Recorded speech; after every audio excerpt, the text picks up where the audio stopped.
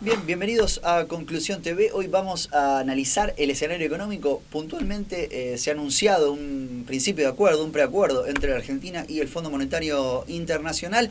Y en realidad eso, si bien ha sido anunciado con bombos y platillos y ha estado durante varios días copando la agenda televisiva y mediática, ¿no? El acuerdo, el no acuerdo, la posibilidad de un default, vamos a analizar con el economista Esteban Guida, que también preside la Fundación Pueblos del Sur, no solo las claves de ese acuerdo alcanzado que demarcan un camino para la Argentina, ¿no? De crecimiento sin desarrollo. Vamos a ahondar en ese concepto, y en una danza entre oposición y oficialismo de la misma coreografía, sino que además vamos a hablar con él cómo el destino y las claves económicas de la Argentina no se cambian en absolutamente ni un milímetro por un acuerdo o no un acuerdo con el Fondo Monetario, como tanto se debatió en estos últimos días. Ya mismo vamos a la entrevista con Esteban Guida.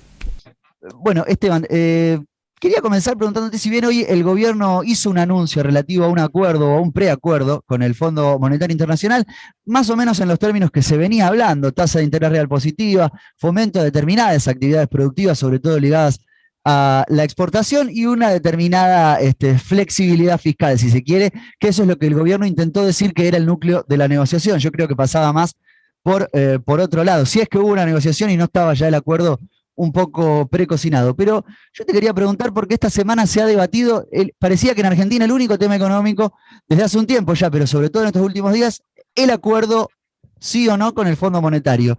Y eso me llevó a preguntarme una cosa tan básica: si mañana el Fondo Monetario, o si hoy se hubiera levantado bueno el Fondo Monetario, y en vez de negociar nos hubiera dicho, miren, les perdono la deuda, algo que no va a pasar nunca, pero si hubiera pasado eso, yo tengo la intuición, y quiero que vos me lo confirmes o me lo rebatas, de que ninguno de los problemas argentinos centrales se hubiera solucionado o se soluciona. Facu, porque no te olvides que este préstamo ilegítimo, fraudulento, corrupto, que el Fondo Monetario le da al gobierno de Macri, a la Argentina, a mediados del 2018, Uh -huh.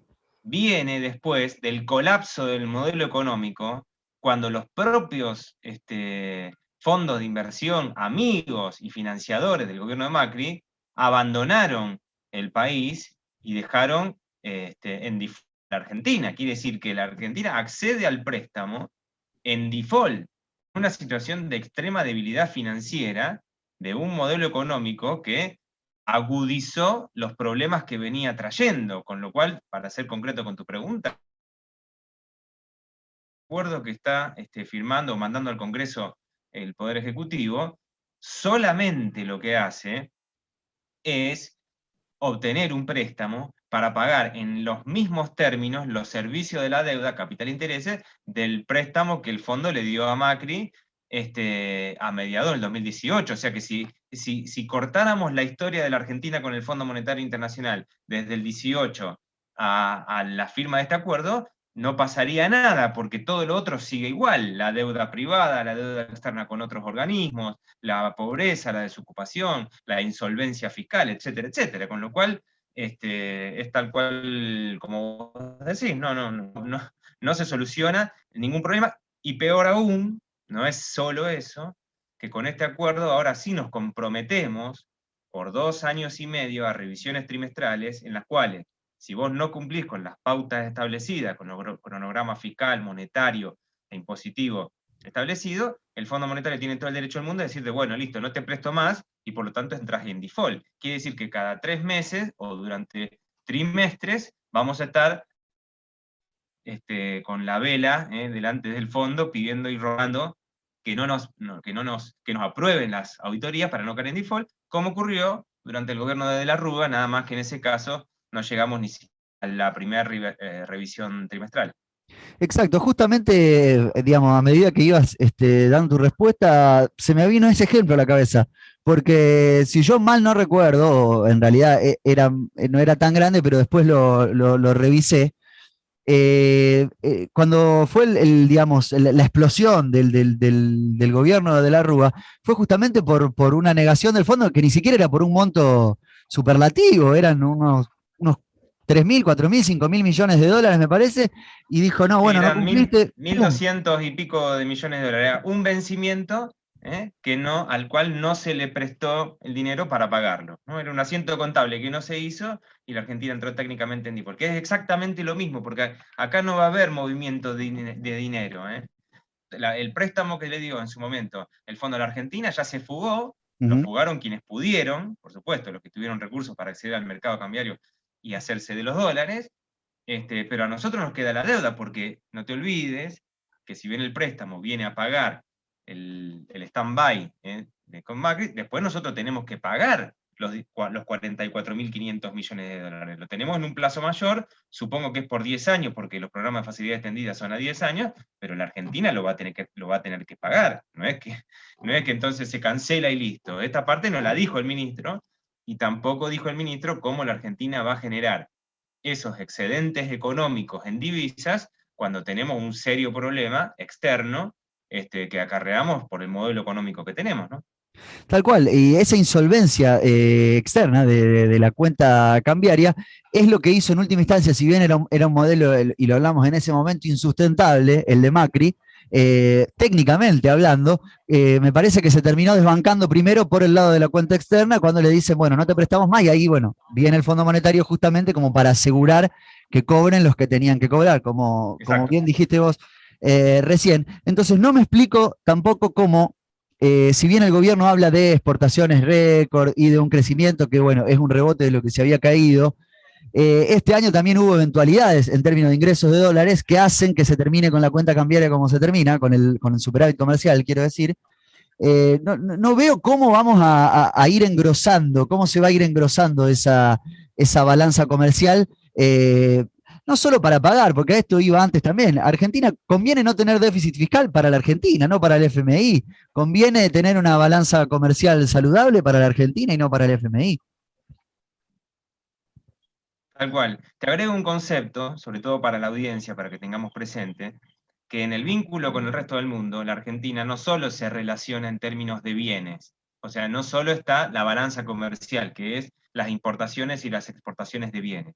También están los servicios financieros y reales, los honorarios, los intereses, etc. Eso todo suma a la cuenta corriente. El gran problema que tenemos nosotros es déficit de la cuenta corriente. Puede haber momentos, sobre todo los momentos en que la economía argentina está en recesión, o sea, no crece, como nos pasa desde el 2018 en adelante, en que no compramos tantos bienes porque no crecemos y la balanza comercial da positiva. Pero la cuenta corriente después da negativa porque siempre tenemos servicios económicos, reales y financieros negativos. Entonces, el problema externo, por más que tengamos balanza comercial positiva, sigue siendo deficitario con relación al resto del mundo. Y de esto se habla muy poco, porque de los 15.000 millones de dólares de superávit comercial que tuvimos en el 2021, gran parte de eso, entiendo que cerca de 10.000 millones, no tengo los datos todavía de la balanza de pagos, de todo el 2021, pero gran parte de ese superávit se fue justamente en servicios financieros, que son servicios de deuda privado, de empresas que están radicadas en Argentina, que compran dólares para pagar deudas en el exterior, es la deuda privada.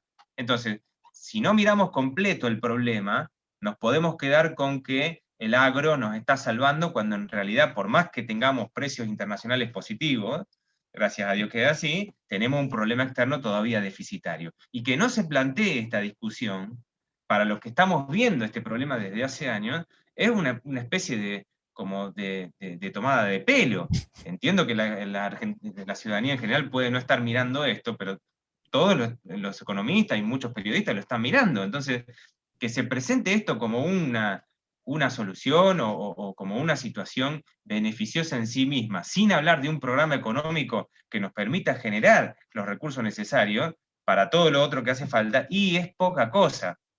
En el contexto, Facu, de que me encuentro bastante solo recordando estas palabras del presidente, que él prometió a todos que la primera semana de diciembre del 2021 iba a mandar al Congreso el programa plurianual de la Argentina, y después de eso se iba a mandar inclusive el presupuesto y el programa con el fondo. Sí, de hecho, en nuestra última charla,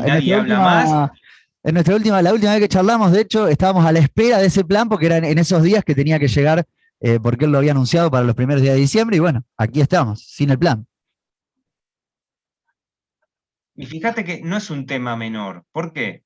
Porque ahí entendíamos, por lo que el presidente dijo, que íbamos a tener una idea acerca de cuál es el rumbo económico, cuál es la estructura, cuál es la forma de generar riqueza de la Argentina para solucionar el problema de los argentinos. Entonces, si primero entendemos eso, o por lo menos conocemos la propuesta del gobierno argentino para solucionar los problemas de los argentinos, entonces está bien después juzgar el programa económico porque es un aspecto financiero de la deuda argentina que tiene que estar condicionado a las prioridades nacionales. Pero fíjate que eso no se presentó nunca. Entonces, ¿qué nos permite o qué nos dice esto? Bueno, que el gobierno efectivamente tenía como prioridad cerrar con el fondo y que no es un problema, una preocupación que los argentinos y que en general la economía argentina esté en un curso de solución de los problemas de fondo. ¿Y cuáles son los problemas que por lo menos a mí me interesa que el gobierno argentino encare, explicite y se comprometa como prioridad? La pobreza, que el trabajo sea digno, ¿no? Que tengamos un 10% de desocupación, pero con salario que no llegan a cubrir la canasta básica total, o que tengamos niveles de jubilación que nos deja prácticamente afuera del sistema de salud o afuera de la de posibilidad de vida digna de los viejos. Entonces, decir que la estructura económica, que las reformas estructurales no se van a tocar, como dijo el ministro Guzmán hoy, decir que en materia de estructura económica no va a haber cambios, es avalar, es aceptar que el estado de situación actual de la economía argentina es tremendamente perjudicial para la mayoría de los argentinos. Y es preocupación, ¿no? Porque si uno interpreta lo que dice el ministro hoy, es como que no está principalmente preocupado por eso, está más bien preocupado por saldar la situación con el Fondo Monetario Internacional. Y esto no es una cuestión de opinión, esto es una cuestión de la realidad de millones de argentinos que están esperando poder vivir dignamente con la riqueza nacional, sin prestados, sin subsidios, sin la prebenda, ¿no? Con el trabajo. Y por supuesto, tomados de una historia, un antecedente en el cual la Argentina pudo tener 0% de pobreza y pudo tener un 1 o 2% de desocupación.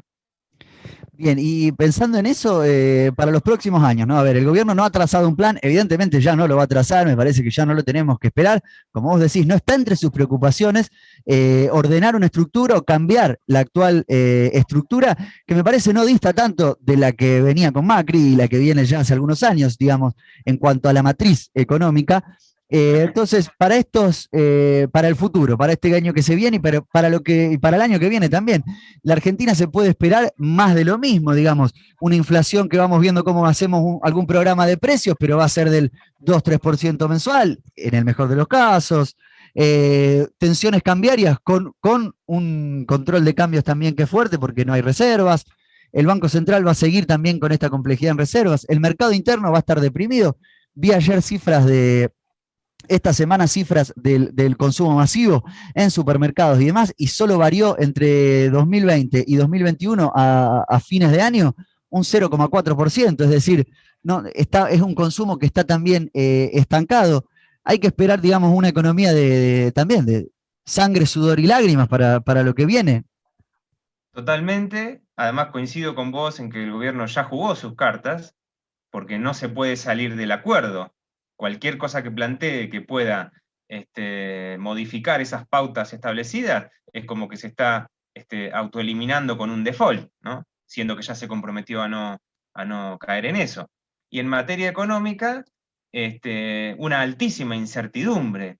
Claro. Yo, al revés, el ministro Guzmán entiende que esto le da estabilidad al programa, pero yo creo que nos da una altísima incertidumbre, porque justamente como no manejamos los resortes de la economía, dependemos de los precios internacionales, de la voluntad de los prestamistas y de algunos grupos económicos que controlan grandes cadenas de valor, entonces estamos en manos de la buena voluntad del poder económico concentrado. Entonces, como vemos permanentemente en los mercados financieros y en los movimientos del dólar paralelo, ¿no? Entonces yo veo un contexto de alta incertidumbre y aún peor, una situación económica real en la que, bueno, sálvese quien pueda, porque Guzmán hoy dijo exactamente lo mismo que dijo Alberto Fernández en su primer discurso a la Asamblea Constituyente, a poco tiempo de haber asumido, que el énfasis va a estar puesto en los sectores exportadores. Exacto. Después, el ministro Culfas habla de apoyar a los diversos sectores cuando hay una contradicción, ¿no? O alguna cosa o la otra. Parece ser que el discurso, Culfas quiere morigerar, ¿no? El modelo definido por Guzmán y Alberto Fernández, pero son dos cosas totalmente distintas. Como vos decís, si no hay una tasa de interés favorable para determinados sectores, si no hay un mercado interno dinámico e integrado, los sectores exportadores sabemos perfectamente que están concentrados, ¿no? Entonces, no se puede esperar muchos cambios, no se pueden esperar más que la caja del gobierno para atender a determinadas situaciones de los sectores que reclaman. Pero esa es una economía indigna en muchos sentidos, y que nos deja siempre con la soga en el cuello respecto a lo que puede pasar. Aquí atribuís, Esteban, los comentarios, las reacciones de los distintos actores económicos. Yo ahora lo constato hablando con vos. Cuando escuchaba el anuncio del presidente y veía el comunicado del FMI, es muy similar al comunicado que planteó a principios de diciembre, en el que decía lo mismo: lo que nos importa a nosotros es tasa de interés real positivo y favorecer a determinados sectores de la economía exportadores. Eso hace que para mí muchos sectores industriales, sobre todo que abastecen al mercado interno, evidentemente eso hace que allí va a haber un problema, no va a haber una economía buena para ellos, ni mucho menos. Entonces, ¿por qué sale la UIA? ¿Por qué sale Segera? ¿Por qué salen agrupaciones pymes? No te digo a celebrar, pero lo atribuís a una afinidad política, a una desorientación general, a que tanto la oposición como el oficialismo parecen danzar, digamos, la misma escena, la misma coreografía. Bueno, a ver, convengamos que no hay una clara representatividad de los sectores empresarios pymes y nacionales, ¿no? A pesar de que en la UIA hay empresas nacionales, el lobby político sabemos perfectamente que no tiene nada que ver con lo que era la ex CGE, en su momento, ¿no? Que supo representar verdaderos intereses nacionales y productivos. Yo creo que gran parte de los que aplauden el acuerdo es porque de alguna manera esto garantiza el statu quo. Y el statu quo actual de la economía argentina no es perjudicial para todos. Claramente permite ganancias extraordinarias a grupos concentrados económicos y determinadas empresas y sectores, y grandes sacrificios de esfuerzos a la gran mayoría de las empresas, los emprendedores y las unidades productivas pequeñas. Es un modelo concentrado, ¿no? Injusto en estos sentidos de lo que entendemos por justicia social. Entonces, claramente va a haber sectores que lo apoyen, porque garantiza de alguna manera el mecanismo actual de la concentración, ¿no? Economías liberalizadas, sectores, una oferta muy restringida, que es un problema gravísimo actual, que el ministro lo tocó muy por arriba. Sí, lo venimos mencionando siempre y se habla muy poco de eso.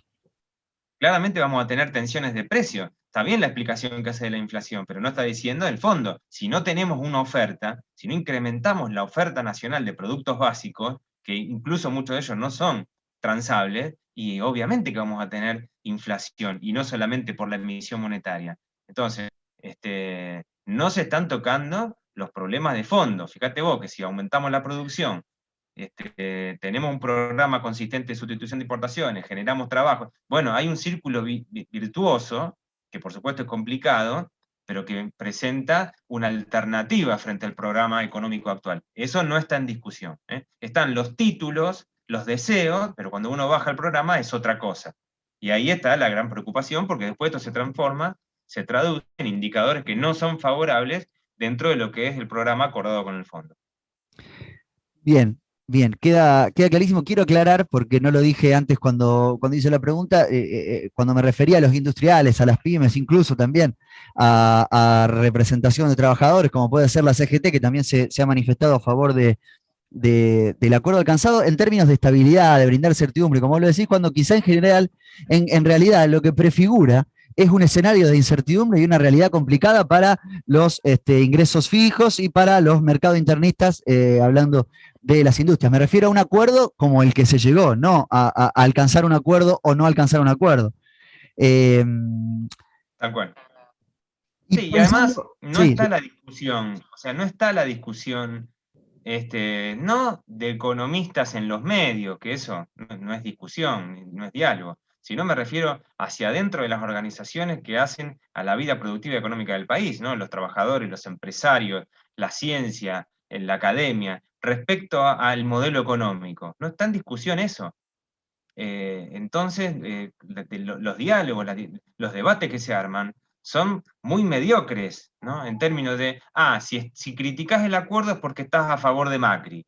Entonces, si no era esto, entonces era patear el tablero. Un nivel, y discúlpenme, ¿no? Pero tan bajo de la discusión de la economía, que es muchísimo más compleja y tiene por detrás al deseo y las aspiraciones de los argentinos, que realmente preocupa, ¿no? Y parece ser que el gobierno está cómodo en esa discusión superficial, porque bien podría apuntalar, motivar e incentivar discusiones más profundas justamente para dar el debate de fondo de las soluciones.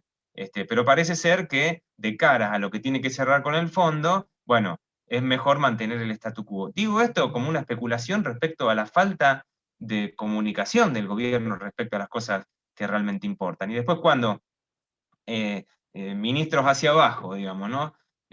Hay otras discusiones, bueno, quedan en la incertidumbre de si están apoyados o no por el programa económico, si están apoyados o no por el ministro, etcétera, etcétera, en un naufragio que, por supuesto, si vos me decís, en algún sentido, muchísimo mejor de lo que fue el gobierno de Macri, porque no se trata de juzgar a este gobierno respecto al anterior, sino a este gobierno con sus promesas, ¿no es cierto? Este es otro gran problema que tenemos. No juzgamos a la acción de un gobierno respecto a lo que prometió, sino a lo que fue el anterior.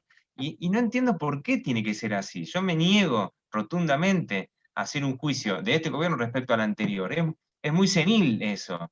Más bien diría, si este gobierno hace lo que dijo, ¿no? Bueno, estamos en ese problema que no nos permite avanzar en la discusión y estamos siempre con respecto al anterior, ¿no? Y así, lamentablemente, no estamos pudiendo solucionar los problemas de fondo, porque la pobreza, fíjate que sigue en el 42% y tenemos el 50% de chicos por debajo de la línea de pobreza y tantas otras carencias y deficiencias en un país que tiene una riqueza fenomenal. Comparto, Esteban, la preocupación sobre el nivel del debate económico, sobre todo por esto último que decís, por la gravedad de los problemas económicos y sociales que tiene Argentina, como para andar falseando el debate o como para andar discutiendo en esos términos. Sé que tu especialidad es la economía y no la política, ya para ir cerrando, pero en base a este acuerdo, ¿no? Y a estas claves del acuerdo que mencionamos, con la tasa de interés real positiva, digamos, que encarece el acceso al crédito para las empresas, digamos, o el financiamiento, en líneas generales, ¿no? Eso prefigura también, siempre se vende como una herramienta de política contra la inflación, y es así como también se la menciona ahora. También el apoyo a determinados sectores productivos. Uno tiende a pensar que la Argentina puede mantener cifras, digamos, de crecimiento en su Producto Bruto, es decir, que esta puede ser una economía de crecimiento, más no de desarrollo, es decir, una economía en la que también sean un problema la desocupación, también la pobreza, pero siga mostrando la par cifra de crecimiento que le permiten a un ministro, a un funcionario decir, pero miren, en un programa de televisión crecimos al 10% o esto o lo otro. Ahora, el gobierno va a llegar a las elecciones, si tienes economía con una inflación alta del 2023, sé que esto es trazar un paralelismo loco, dado el día a día que vivimos, también con un escenario malo. Y esto a mí también me hace pensar, te eximo a vos, que tu especialidad es la economía, en algún tipo de, no digo arreglo, pero solución tácita en cuanto a oficialismo y oposición, o a toda la clase política, o casi toda, en cuál es el camino a seguir, y es de este modelo de crecimiento sin desarrollo. Exactamente, coincido.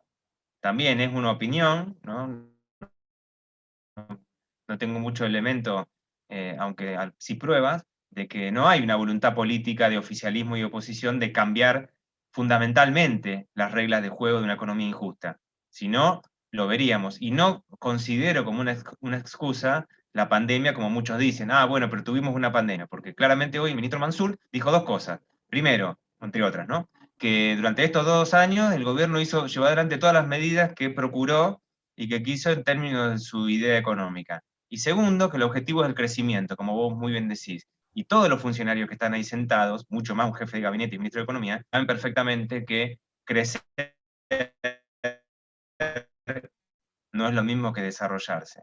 Y la muestra en los años 92, 93 y 94, bajo la presidencia de Menem, que la Argentina creció a un promedio del 9%, pero terminamos el ciclo con el doble de desocupación, con exclusión social y con pobreza. O sea, ¿y cómo se explica esto? Claramente, porque al tener una estructura económica concentrada, ese crecimiento lo manifiestan sectores económicos de pocas empresas que acumulan a través del sistema de precios y fugan la riqueza en términos de divisas al resto del mundo o a otros lugares. Entonces, perfectamente se puede crecer siendo un país menos desarrollado y más injusto. Entonces, cuando los funcionarios hablan de crecimiento solamente, bueno, la verdad que están repitiendo un error y están repitiendo un problema que ya todos conocemos. Así que yo lo veo políticamente complicado, y bueno, después está la conciencia de un pueblo, ¿no? Que puede aceptar o no esa consideración, y a través de su participación política intentar quebrar este bipartidismo que termina finalmente siendo. Hay un reparto obligado, una alternancia casi que se ve como algo positivo, pero en el fondo sin cambiar nada de lo que realmente el pueblo argentino espera. Correcto, Esteban. Lo último cortito que me quedó una duda. Sé que no hace a la cuestión un funcionario o un nombre, pero dado que él mismo pareció siempre como ponerse como una autoevaluación, como si él fuera el ministro de deuda, ¿no? Como que esa es su principal labor, ya ha hecho el acuerdo con los bonistas, que bueno, está como están esos títulos de deuda argentina, hablo de los acreedores privados, ahora un principio de acuerdo, un preacuerdo con el Fondo Monetario. ¿Cómo se puede evaluar en esa cuestión, digamos, en términos de las negociaciones? Ya viene un poco, lo hemos ido hablando, pero para sintetizarlo, la labor del ministro Guzmán, y yo te agrego el ítem de lo comunicacional, ¿no? Estas fotos que se comparten de él y Sergio Chodos rodeados de papeles, computadoras, llamando por teléfono, ¿no? Como si todo el destino de los argentinos, porque así se vende, ¿no? Como que el acuerdo con el FMI, de eso dependía el destino de los argentinos, se cifra en dos tipos con la computadora y tapados de papeles hablando y llamando como locos a Washington, a Nueva York. Bueno, es que es una decisión política eso, no es una casualidad. Así se ha querido que sea, lo ha querido el presidente. Hoy el ministro Guzmán lo dijo varias veces y de manera vehemente que el responsable de todo esto, el factotum de todo esto, es el propio presidente. Y no se lo puede juzgar a un empleado, a un asistente del presidente, porque claramente si Guzmán está ahí es porque hace lo que Alberto Fernández quiere. Entonces, a la pregunta te diría que en ese sentido ha sido un empleado efectivo. Claro. Una persona que ha hecho bien lo que el presidente quiere. Ahora, a mí sinceramente esa evaluación no me sirve de mucho. A mí me interesa lo que el gobierno en su conjunto hace, en términos de los objetivos, no particulares e ideológicos intelectuales de Alberto Fernández, sino de los argentinos, porque entonces no representa nada. Entonces representa su propio interés o el interés de un sector. Y esta parece ser la cuestión, ¿no? Que cuando acceden al gobierno determinadas personas, se olvidan de las aspiraciones o no les interesa y hacen lo que bien le parece o lo que otro le dicta. Y parece ser que nos hemos acostumbrado de eso, en aquella fatídica frase de la dirigente, en donde, bueno, si quieren hacer algo, que se armen un partido, ganen y lo hagan, ¿no? Como diciendo que cuando yo gano hago lo que se me canta, avalados por una democracia representativa que no representan absolutamente nada. Así que bueno, claramente es la decisión política de un presidente electo democráticamente, pero que yo realmente me pregunto si representa los intereses nacionales y las aspiraciones del pueblo argentino. Bien, muy, muy claro, Esteban. Como siempre, te agradezco la comunicación y bueno, quedamos también obviamente en contacto para charlar en un tiempito y ver cómo evoluciona esto. Lamentablemente compartimos el pesimismo, pero no va a estar de más también compartir y escuchar tus reflexiones. Muchas gracias, Esteban. Gracias a vos, Facundo, un abrazo grande. Un abrazo.